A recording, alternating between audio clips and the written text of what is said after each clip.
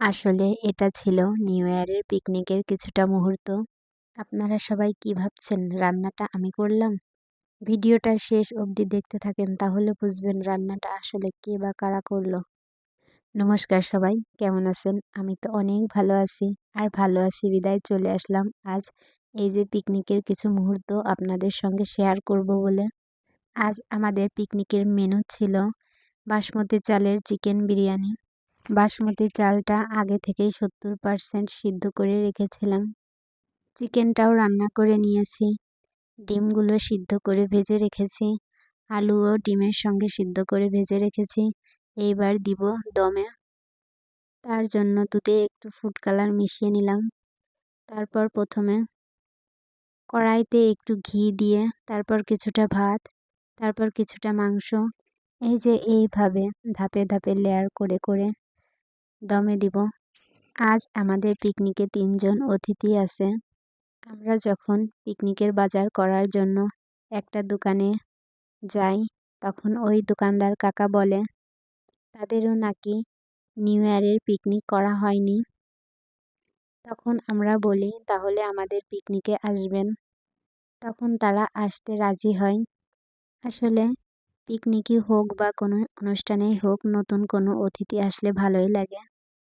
এই যে দেখো, তোমাদের সঙ্গে কথা বলতে বলতে সবগুলো লেয়ার সেট করা হয়ে গেছে। এখন এটা ঢাকা দিয়ে কিছুক্ষণ চুলায় দমে বসাবো। বাদবাকি ডিমগুলাও উপর থেকে দিয়ে দিলাম। এই যে কিছুটা পেঁয়াজের বেরেস্তা আমি আগে থেকে উঠিয়ে রেখেছিলাম, সেইটাও এইবার ছিটিয়ে দিব। তারপরে এই যে দুধের মধ্যে একটু ফুড কালার মিশিয়েছিলাম, সেটাও এবার ভালো করে ছিটিয়ে দিব। এখন আমার সব কিছু দেওয়া মোটামুটি শেষ। এবার আমি ঢেকে দিয়ে কিছুক্ষণ চুলার উপর বসিয়ে রাখবো। তারপর 20 মিনিট পরে নামিয়ে নিব। 20 মিনিট হয়ে গেছে। এই যে এবার নামিয়ে নিলাম। দেখি আসলে কেমন হয়েছে। দেখেন, অনেক সুন্দর একটা স্মেল আসছে। আর এই যে আমাদের গেস্টরা বসে আছে, আর যারা যারা পিকনিকে আছে তারা সবাই এখন থাল হাতে বসে আছে, কখন খাবার হবে আর এটা খাবে সেই আশায়।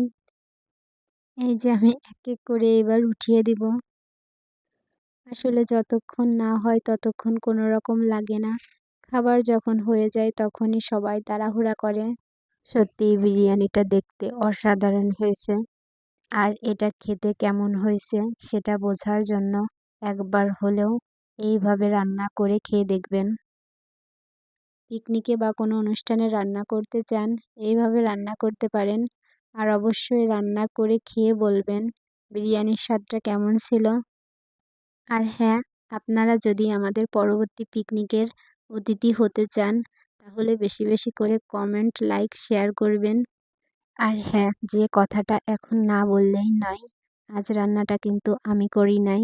এই রান্নাটা করেছে আমার 2টা ননদ, একটা জা আর একটা বোন মিলে। যেহেতু এটা পিকনিকের রান্না, তাই সবাই মিলে করলেই বেশি মজা হয়। আর কথা বলবো না, এখন সবাই মিলে খাবো।